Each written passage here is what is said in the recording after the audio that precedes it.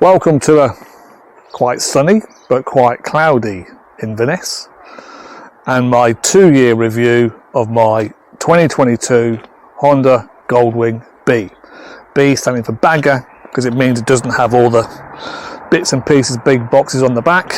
You just have the sort of sleeker design. So by the time you actually view this bike will have gone back to the dealer who I bought it from. And just to be clear, this is not a bike that has been donated to me. It is my bike. I paid for it a sum total of, I think, £25,000 or thereabouts.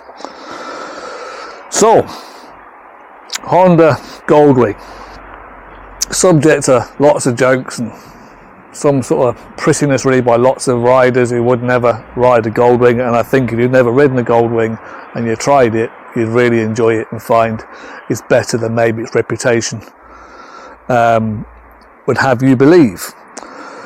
The things that are good, well, I think it's a handsome looking bike, and the paint of the denim blue with the red covers on the engine, I think make it really good. You've got this red piping on the seat and carrying through here. I think it makes it a really handsome bike. Second thing I'd say is all-round comfort. So if I start off with the screen, the standard screen that you get with these is a sports screen, and it isn't very good. So I replaced it with this smoked Puig screen, and I'm going to come back to this later on when I talk about some of the disadvantages. But the weather protection and the wind protection from this is the best of any bike anywhere. I've never ridden anything that has weather protection as good as this particular bike. These cutouts really, where your knees go, when the rain comes down, it kind of keeps your legs quite dry. You're never going to stay totally dry, but it's amazing the effect they have in the whole aerodynamics, how it moves rain around the bike. And you then come onto the saddle, the actual ergonomics and seating position and the comfort of the saddle. Again, this is a sofa on two wheels. I don't think I've come across a more comfortable bike. You can ride this for days and days and days and never really get a sore butt. The slight issue I've had occasionally is my hips sometimes are a bit sore, and I think that's just because of the sort of position of my legs. The pegs are actually fairly high, but it's never been a big problem, and never been something that I've ever sort of thought I need to get off this bike quick. But it is something that occasionally after a long day, especially of sort of motorway riding, that I felt. In terms of its handling, it's a big and heavy bike. So you ride this very much like you'd ride a cruiser. So you're really aiming for smoothness rather than aiming for out and out speed. But if you ride this smoothly, it will hustle along and you'll keep up with other people.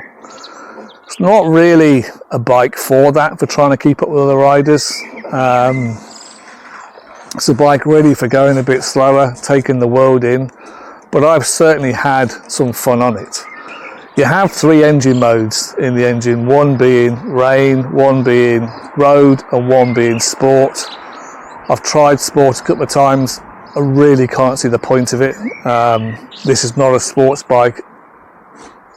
On the bagger especially, because you've got non-adjustable suspension, all the sport does is give you like sharper pickup, faster gear changes, and drink more fuel. Keep it in road and it will do just as much as it does in sport, just in a better way. The next thing that I really like about the bike is the tech. You get with this bike Apple CarPlay and Android Auto, but you only get it if you connect a headset. Now, if you don't want to ride with a headset on and be able to have Google Maps, and I've just have a pair of Bluetooth earphones which I connect, and I just stick it into the cubby hole here, and that works. But if you've got A lot of people who tour now have got headsets anyway, so it doesn't make a huge amount of difference. The only problem you might come across is if your battery runs out on your headset, then you're going to lose your Apple CarPlay, Android Auto. I found this with all vehicles, not just the Goldwing, but Apple CarPlay seems to load and connect better than Android Auto.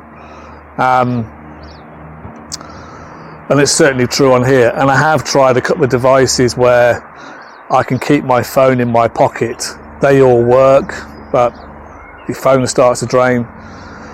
The one thing to be aware of in connecting your phone, you need very good quality cables. The high data transfer cables are the best. If you've got low quality cable, then it will disconnect your phone. Now, having said that, I've only ever had problems with Android phones since I switched back to Apple. I've never had a phone disconnect. You can put a iPod in the back. There's a slot, a USB connector in the back for connecting an iPod or any other sort of device that you have, and they all work seamlessly. Really impressed with the connectivity and how it works, and with the brilliant airflow. This is the only bike I've ridden where I can listen to a storybook or a podcast, spoken word, and pick up every word in it. So really brilliant for that. Brings me on to then the gearbox. So this has the dual clutch transmission, the DCT gearbox, so it's not an automatic. Honda are always keen to say, but it rides like an automatic. It is fantastic. I've never had a single issue with it, no faults at all. It's absolutely brilliant. Once you get used to it, you can ride very slow. You can filter on these bikes. Once you've got confidence in the system, it does take a little while to get confidence in not having a clutch. And you trust it, and it's absolutely brilliant. Really can't recommend it highly enough. I've already spoken about the engine modes. Really, I don't think you need them. I think they're wasted on these bikes. Even in the rain, I don't really switch to rain mode. I don't ride it much in the rain, but we all know if you're going to ride up in Scotland, you're going to get caught out occasionally. So I don't really use it. And all I found with Sport, as I said, was it just drinks more fuel. The less good things then. So if you live with a bike over a couple of years, not everything is going to be rosy. It doesn't matter what you own. There are always going to be niggles or things that aren't so good, and this has its fair share. I want to start off with the screen. You sometimes see Goldwings, more the older ones, with a windscreen wiper. And in fact, a friend of mine who had a Goldwing had a wiper and said, you have to have it. I thought it was a bit of a tit, to be honest. Sorry, Al.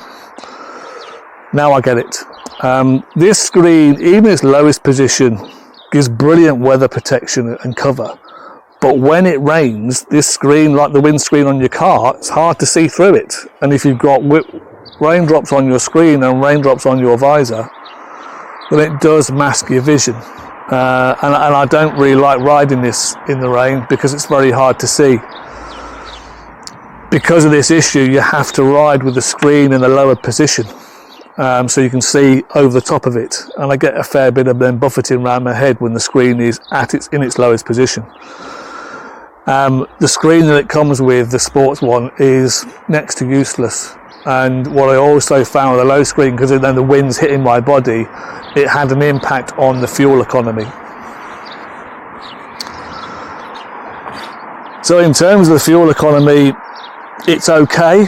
I do know people who've messaged me and said they get well over 50 miles to the gallon. If you're doing a cruise, if you're in motorway speeds, you're doing around about 60 miles an hour, 100 kilometers an hour, that sort of level, then you'll very easily get over 250 miles to a tank. But if you start going a bit faster, so if I'm doing 70 miles an hour, it's about 130 k's, then it's going to start to drink the fuel, and it can go down then to the high 30s. The longer I've had it, the more improvement I've had in the economy.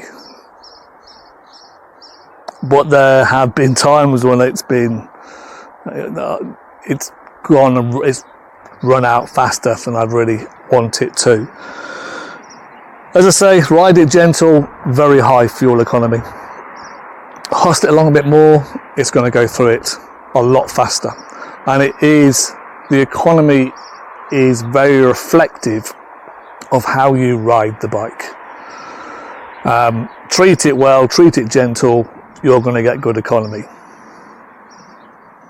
Ride it a bit quicker, use that sport mode, and it's going to start to drink fuel. My lowest fuel economy was when I first got it, 29 miles to the gallon. My highest has been 56. The other thing I have to say, so when I did my review last year, I said I quite like the panniers. Although I've only done 2,000 miles since then, the panniers to me have become a source of great irritation. They're narrow, they're long and they're narrow. What that means is you can't actually get a bag inside them. You need to, when you pack it, I now use a series of smaller bags to fit in, and then you can get quite a lot in. But one issue that I do have is my laptop.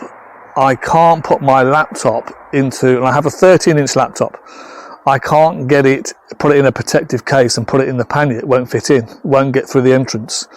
So a slightly smaller one is going to go in, but my laptop's issued by my work, and it's very hard for me to say, please, Mr. Employer, can you change your laptop because it won't fit on my bike when I want to come down and see you.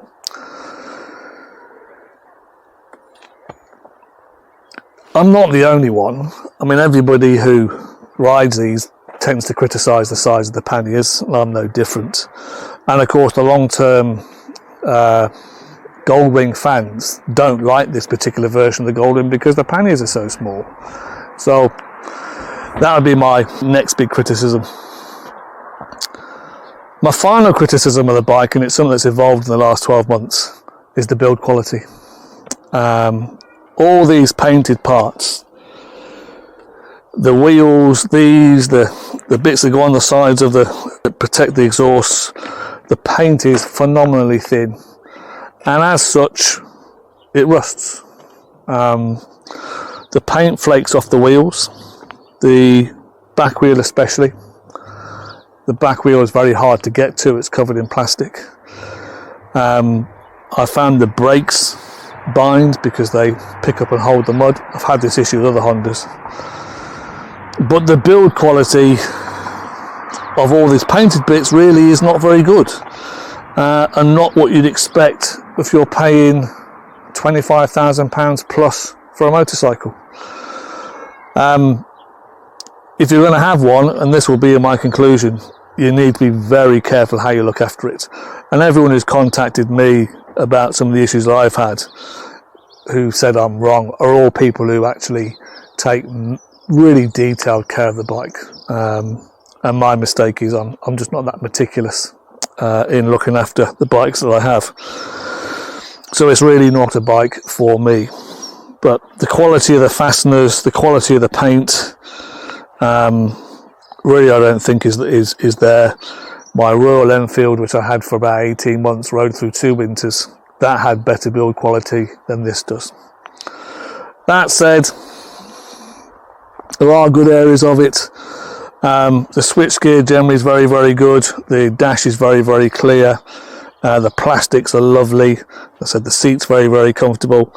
The only thing I would say about the controls, there's a lot of them on the handlebars, and there's a little rocker button for your left thumb.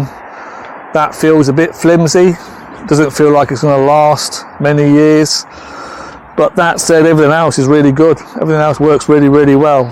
So there we are. To me, a fabulous motorcycle that is flawed by poor build quality, and that I think is a real shame.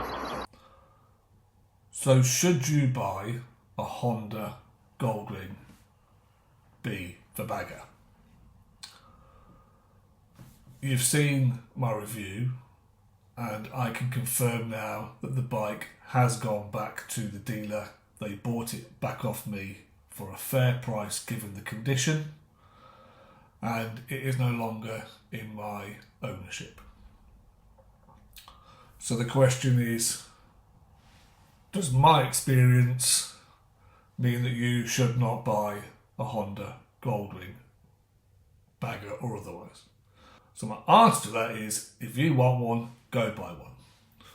But these are some considerations before you hand over your £25,000, euros, dollars plus to Honda and take ownership. So the first thing is, as I said in the video, the build quality, in my humble opinion, is poor.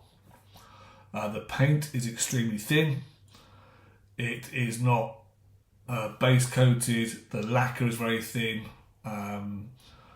Compared it to other bikes that I've owned here in Inverness, the build quality is very, I think, just poor. My Royal Enfield was better.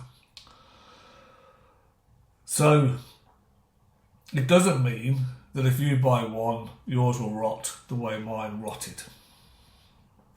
However, from the comments that I got, lots of people have bikes which are perfectly okay.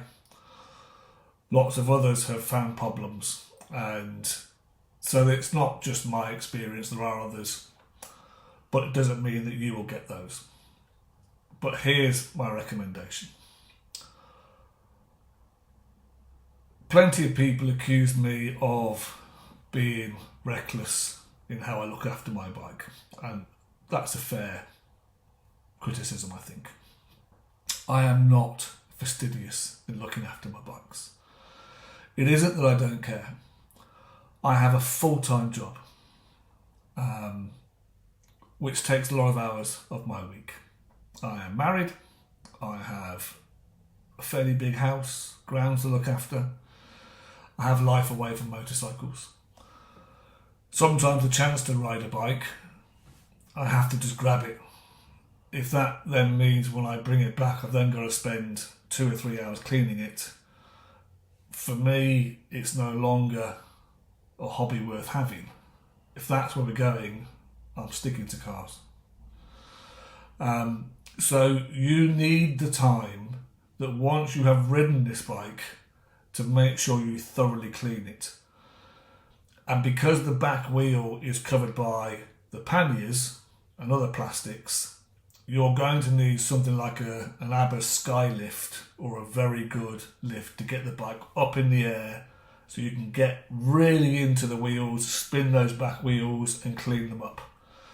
You're going to need to use a very good rust preventer, and that should make sure your bike stays in the condition that Honda want it to be in. If you don't have that time or that kit, my recommendation is go somewhere else. Go away from Honda. Go to something else that's a bit more robust. These bikes really are not. The second thing is Honda themselves and the warranty that you get. And I'm going to share with you 2 emails that I got from Honda customer services. The first email says that wheels are not covered under the warranty because of lots of factors, wear and tear, blah, blah, blah, blah. The second email says, having consulted with their technical department, wheels are covered under the warranty, but only for a manufacturing fault. And when I spoke to the Honda represented by phone, they said it is down to me to prove it is a manufacturing fault, not for anybody else. My view of this is, having dealt with quite a few Honda customer service representatives, it is a common belief among the people who you talk to that the wheels are not covered under warranty.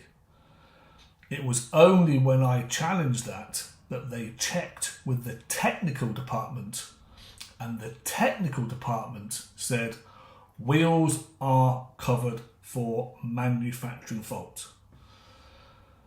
Because the paint is thin, so it is deliberately thin, that is not a manufacturing fault, so is not covered under the warranty. So if you are going to buy one of these bikes and you do suffer paint flaking on the wheels, you're either going to pay for this yourself or you need a very kind dealer. My third point then is the dealers, in my experience, are really good. They do their best. But in the conversations I had with the two that I deal with, both said to me that Honda, to them, are difficult to deal with. In fact, the dealer that was going to do the warranty work refused to start the work until they had a guarantee from Honda that Honda were going to pay them for it in advance of doing the work. I will leave you to your own conclusion. So should you buy one, if you want one, go buy it. But have you got the time to take care of it? 2, if it goes wrong, paint flaking, are you prepared to pay yourself to have it fixed? 3, the customer service people who you deal with do not believe that wheels are covered under the warranty. 4, think about where you live. I live in Inverness. The sea is close by. Whether that has had a material effect, I don't know. It hasn't impacted my cars. It hasn't impacted my bikes. I don't ride necessarily a lot by the sea, but there is a sea air, I suppose. So if you live in an area which is more prone to wintry conditions, this is probably not the bike for you. These bikes are built for sunny climes, dry weather, and not where they're going to be exposed to any form of stronger weather. If you can live with all those things, buy the bike. You'll really enjoy riding it. It's a pleasure. Thank you all. Happy riding.